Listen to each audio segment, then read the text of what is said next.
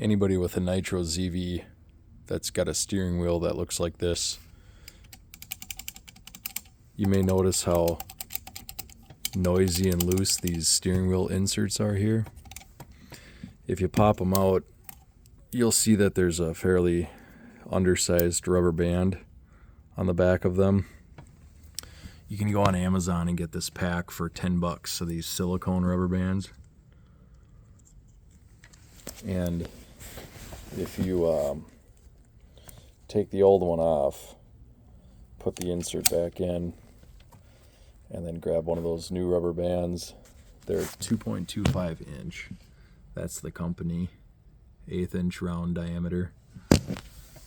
You can install that on the back side of the insert.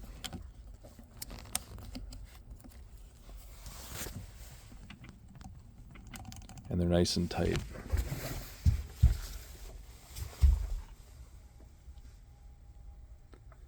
Problem solved.